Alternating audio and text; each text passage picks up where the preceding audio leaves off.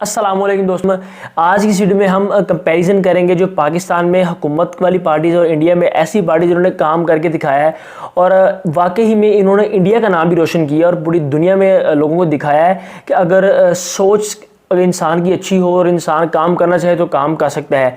उन्होंने इंडिया में जो पार्टीज है उनके मुंह पे भी एक तमाचा मारा और हमारे पाकिस्तान की भी पार्टीज़ को ये बावर करवाया है कि पाकिस्तान में अगर लोग काम करना चाहें तो काम कर सकते हैं, सिर्फ आपके पास एक टीम अच्छी होनी चाहिए। अब देखिए कि इंडिया में एक पार्टी है आम आदमी पार्टी, जिसके जो फाउंडर हैं वो है अरविंद केजरीवाल, ये जो आपको नज़र आ रहे हैं। अब देखिए कि पाकिस्तान में इस वक्त हुकूमत आप ये समझे कि हर बड़ी पार्टी की है। अब देखें कि जो सिंध है वहाँ पे पीपल पार्टी की हुकूमत है, जो पंजाब है यहाँ पे जो है पीटीआई की हुकूमत है, और जो खैबर पख्तूनख्वा है वहाँ पे भी पीटीआई की हुकूमत है। और उसके अलावा जो नेशनल हुकूमत है, जो वज़ीर आज़म है वो इस टाइम नून लीग के हैं, पाकिस्तान मुस्लिम लीग नून के।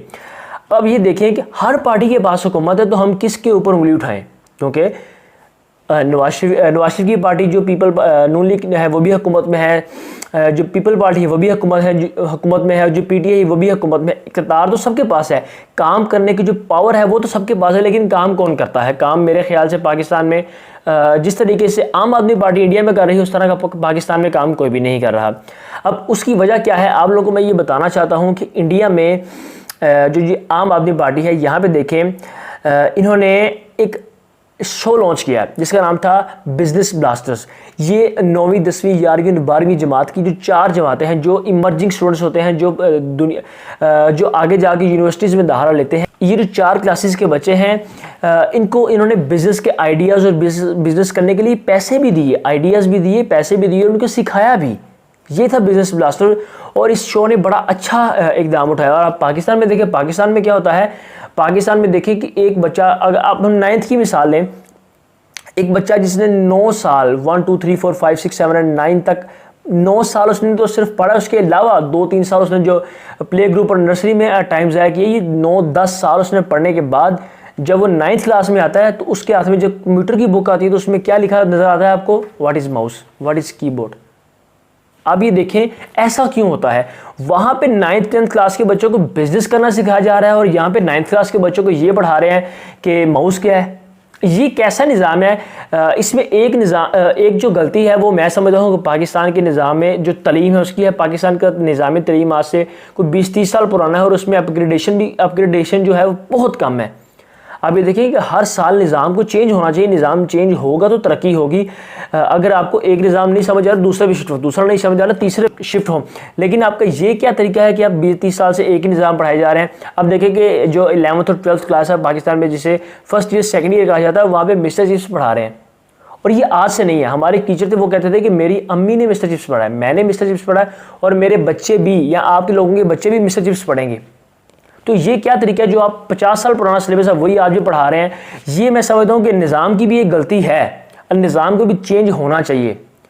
और उसके अलावा बात चल रही थी पार्टीज़ के बारे में। जो पाकिस्तान में इमरान खान ने क्या काम किया, जब इमरान खान की हुकूमत थी इससे पहले इमरान खान जब अपनी स्पीचेस में कहता था मैं इनको रुलाऊंगा, अब मुझे समझ नहीं डायरेक्टली ये बात आती कि ये किन को रुलाने की बात है?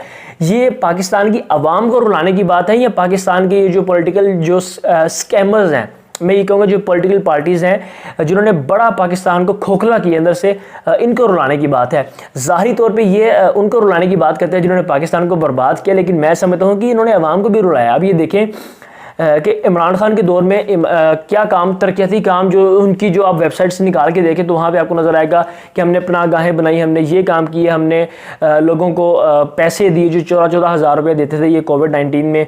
उसके अलावा भी बड़े ऐसे काम हैं जो लोगों की भलाई के लिए किए। लेकिन मैं ये समझता हूँ कि अगर आपने लोगों को चाहते हैं कि आपके लोग तरक्की करें, आपका मुल्क तरक्की करे, तो एक तो सबसे पहले इस दौर में मुल्क में हर जगह पर इंटरनेट लाजमी है, इंटरनेट के बगैर तरक्की नहीं है। और दूसरा, आपकी जो मुल्क है वहाँ पे जो 50% से ज़्यादा लोग हैं वो यूथ है, तो आपकी यूथ के लिए बिज़नेस अपॉर्चुनिटीज़ नहीं है यहाँ पे। इमरान खान साहब या इस टाइम शहबाज शरीफ साहब, अगर आप ये देखें कि आपकी यूथ के लिए बिज़नेस अपॉर्चुनिटीज़ नहीं है। जो लोकल बाज़ार है वहाँ पे जाके पूछें तो लोग वहाँ पे बैठ के मायूस बैठे हुए हैं, वो कह रहे हैं कारोबार नहीं है। तो पाकिस्तान में ज़्यादा यूथ है और यूथ को जब तक आप कारोबार पर नहीं लगाएंगे तो वो आगे नहीं बढ़ सकेगी। बात पार्टीज की जारी थी। आप ये देखिए कि इंडिया में जो किसी एक स्टेट के जो सीएम थे, उन्होंने अपने लिए एक कई सौ करोड़ का हेलीकॉप्टर ख़रीदा। तो उसके बदले में अरविंद जो केजरीवाल हैं, जो आम आदमी पार्टी के फाउंडर हैं, उन्होंने क्या किया, उन्होंने उतना जो बजट है वो एक ऐसे काम पे लगाया जो सबसे ज़रूरी था। उन्होंने पूरे अपने स्टेट में जितनी लेडीज़ हैं उनके लिए सब बस जो टिकट्स हैं वो फ्री कर दी। अब देखिए कि कोई भी लेडी है, चाहे उसकी उम्र 5 साल, 10 साल, 50 साल, 100 साल है, वो किसी भी बस सर्विस में फ्री ऑफ कॉस्ट सफ़र कर सकती है। यहाँ पे देखें जो हुकूमत की बस सर्विस है वो तो है ही नहीं। जो हमारे पास मेट्रो सर्विसेज हैं वो वही 20-30 रुपये, जो 40 रुपये जो टोकन के पैसे हैं वही लेते हैं। फ्री वाला तो यहाँ पर कोई सिस्टम नहीं है। और उसके बाद जो अरविंद केजरीवाल हैं, इन्होंने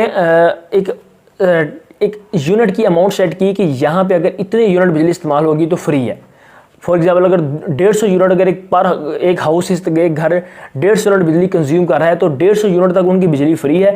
और उसके बाद जो बिल उनको आएगा वो भी सिर्फ उसी यूनिट्स के पैसे देंगे। ये नहीं होगा अगर 150 यूनिट ऊपर गए हैं, 160-70 यूनिट गए हैं तो वो 160 के पैसे देंगे, वो सिर्फ ऊपर वाले 10 यूनिट्स के पैसे देंगे। और पाकिस्तान में क्या हो रहा है, पाकिस्तान में शहबाज शरीफ साहब का ये बयान आता है कि जिन इलाकों में सैलाब आया उन इलाकों के 2 माह की बिजली का बिल नहीं लिया जाएगा। ये देखें ये निज़ाम कैसा, मुझे निज़ाम की समझ नहीं आ रही यहाँ पे। उसके बाद अगर आप ओवरऑल देखें तो पाकिस्तान की जो टोटल एक्सपोर्ट है वो 4-5 बिलियन डॉलर, और जो इंडिया की एक्सपोर्ट है वो 400 बिलियन डॉलर से भी ज़्यादा। ये क्या, मुझे ये समझ नहीं आती कि पाकिस्तान में कारोबार के लिए लोगों को इतना पुश क्यों नहीं किया जाता। असल में होता क्या है कि आप अगर किसी यूथ के साथ बैठे, किसी जवान आदमी के साथ बैठे, जब आप उसके पास जाएंगे और आप बातें करेंगे तो एक सवाल आपको ये भी ज़रूर मिलेगा, वोट किन्हों देना ही। जी हाँ दोस्तों, ये ऐसे यहाँ पे है कि जो यूथ है वो यहाँ पे आधे से ज़्यादा लोग यूथ है, और वो ये क्या करते हैं, वो किसी न किसी पार्टी के साथ मुंसलिक हैं, और इस हद तक मुंसलिक हैं कि वो इस पार्टी के पीछे लड़ने झगड़ने तक आ जाते हैं। जी हाँ दोस्तों, चाहे वो कोई दीनी पार्टी हो, चाहे वो कोई मजहब जो सियासी पार्टी है वो हो, या कोई ऐसी पार्टी हो जो दीनी भी हो और सियासी भी हो, उसके जो नौजवान जो कारकुन है वो इस हद तक उस पार्टी के साथ मुंसलिक है, वो लड़ने पे आ जाते हैं। और मैं ये बात आपको बता दूं कि अगर पाकिस्तान इंडिया जैसे काम करना चाहता है या इंडिया जैसी तरक्की करना चाहता है तो हमें अपनी सोच को बदलना होगा। अब आप ये समझिए कि मैं जो हमारा दुश्मन मुल्क है उसके हक में बात कर रहा हूँ, या वो लोग उन लोगों को अच्छा बता रहा हूँ। जी हाँ दोस्तों, सच कबूल करना मुश्किल है आप लोगों के लिए। जी हाँ, अगर आप तरक्की करना चाहते हैं तो पाकिस्तान में आईटी सेक्टर को इन्हांस करना होगा। पाकिस्तान में जो एजुकेशन का एक मॉडल चला रहा है पुराने एक ज़माने से, जो कि मैं नहीं समझता कि इस दौर में उस निज़ाम को होना चाहिए, क्योंकि ये इस दौर के मुताबिक वो निज़ाम इस वक्त फ्लॉप हो चुका है। हमें ऐसा निज़ाम नहीं चाहिए जहाँ आपको 10 साल 11 साल पढ़ने के बाद ये ही सिर्फ बताया जाए कि माउस क्या है। बंदा पूछे कि आपको 11 साल उन्होंने ये नहीं पढ़ाया कि माउस क्या है। और आप देखेंगे एक बच्चा जो स्कूल जाता है, जो सुबह 8 बजे स्कूल जा रहा है, वो 1 बजे स्कूल से आ रहा है, 4-5-6 घंटे स्कूल में वैसे गुजार के आ रहा है, उसके बाद भी उसका वर्कलोड पूरा नहीं होता, उसको अकेडमी भेज देते हैं। अकेडमी वो आके 3-4 बजे अकेडमी जाता है, रात को 7-8 बजे अकेडमी। एक बच्चा सारा दिन अगर पढ़ेगा तो वो तो डिप्रेस हो जाएगा। आप ये बात गौर करने वाली है। इस बात में पॉइंट है कि अगर एक बच्चा सारा दिन, एक बच्चा जिसने पाकिस्तान का फ्यूचर बनना है, आप उसको सारा दिन रट्टे के पीछे भगा रहे हैं। कभी किसी घर में आप लोगों ने इनोवेशन की बात नहीं की, कभी आपने बिजनेस के बारे में बात नहीं की।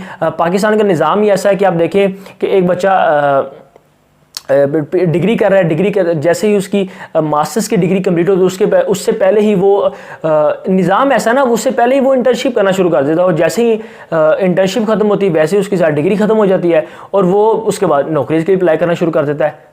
अब देखिए पाकिस्तान में हज़ारों लाखों बच्चे नहीं, लड़के, मैं कहूँगा जवान, जो यूनिवर्सिटी से डिग्री लेके तलीम याफ्ता होकर बाहर निकलते हैं और वो अनएम्प्लॉयबल हैं। यूनिवर्सिटियाँ भी इस काबिल नहीं रही कि बच्चों को उस तरीके से तालीम दे सकें जो तालीम आगे वो बच्चे अपना यूज़ कर सकें, क्योंकि ये निज़ाम उन्होंने ऐसा बनाया हुआ है कि आपने नौकरी करनी है और बच्चे को काम नहीं सिखाना, बच्चे से कुछ 4-5-6 लाख रुपया फ़ीस ले लेनी है और उससे बढ़ा देना है, लेकिन उसे प्रैक्टिकल काम नहीं सिखाना यूनिवर्सिटीज़ ने। और जब बच्चे ऐसा करके यूनिवर्सिटी से निकल के फारिग होते हैं, जो अनएम्प्लॉयबल होते हैं, वो फिर कोर्सेज करते हैं यूट्यूबर्स के, जिनमें आप आज़ाद चाय वाला या ये जो ग्राफिक डिज़ाइनर्स हैं इमरान अली या इस तरह के लोग जो वाकई में स्किल्स भेजते हैं, वो लोग इनके कोर्सेज़ करते हैं, उसके बाद कुछ जाके कमाने के काबिल होते हैं। देखिए पाकिस्तान का जो IT सेक्टर है वो इस टाइम इंडिया के मुकाबले में मैं समझता हूँ ज़ीरो है। देखिए पाकिस्तान में ज़रा आपके पास पैसे कहाँ से आ रहे हैं IT के लिहाज से? फ्रीलांसर लेके आ रहे हैं। जी हाँ दोस्तों, या फिर जो यूट्यूबर हैं, उनके अलावा कोई लोग आपको नज़र आ रहे हैं? जो बड़े कम ऐसे लोग हैं पाकिस्तान में। मैं आपको बताऊं कि पाकिस्तान में एक भी यूनिकॉर्न स्टार्टअप नहीं है। यूनिकॉर्न स्टार्टअप ऐसा होता है जिसकी जो वर्थ है वो $1 बिलियन से ज़्यादा हो। पाकिस्तान की हिस्ट्री में जो ये 75 ईयर्स गुजरे हैं, बने हो गए हैं, एक भी आप ये देखें कि एक भी स्टार्टअप ऐसा नहीं है जो $1 बिलियन को क्रॉस किया हो। तो ये मैं समझता हूँ कहीं ना कहीं निज़ाम की गलती है। अब वीडियो काफ़ी लंबी होगी। नेक्स्ट वीडियो में मैं आपको बताऊंगा जो इंडिया के स्टार्टअप्स है, यूनिकॉर्न स्टार्टअप्स जिनकी वर्थ $1 बिलियन से भी ज़्यादा है, उनके बारे में और उनका कंपैरिजन करूंगा पाकिस्तानी ये जो छोटे स्टार्टअप्स हैं, ये जो बच्चे स्टार्टअप्स हैं। हालांकि इनकी वर्थ भी है दुनिया में, जिनमें क्रीम दराज और इस तरह के ऐप्स हैं। मैं मानता हूँ पाकिस्तान में ऐप्स है, लेकिन उस लेवल के नहीं है। पाकिस्तान में कुछ कुव्वतें ऐसी बैठी हुई हैं जो लोगों को ऊपर आने नहीं देती, जो पाकिस्तानी को खुद और उनकी सोच तक को गुलाम बनाना रखती हैं, गुलाम बनाना चाहती हैं। तो अगर आप इस गुलामी को छोड़ना चाहते हैं तो आप सबसे पहले अपनी सोच को बढ़ा करें। जब तक आप सोच नहीं बड़ा करेंगे, अपनी सोच को बड़ा नहीं करेंगे, आप दुनिया में अपना नाम नहीं पैदा कर सकते। देखिए इंडिया में 100 से ज़्यादा स्टार्टअप्स हैं, पाकिस्तान में एक भी नहीं। तो ऐसा क्यों हुआ है? इस चीज़ के बारे में बात करेंगे अपने नेक्स्ट वीडियो तक मुझे दे इजाज़त, और मेरे चैनल को सब्सक्राइब करें अगर आपको ये वीडियो अच्छी लगी हो। मिलते हैं कि नेक्स्ट वीडियो में। अल्लाह हाफिज़।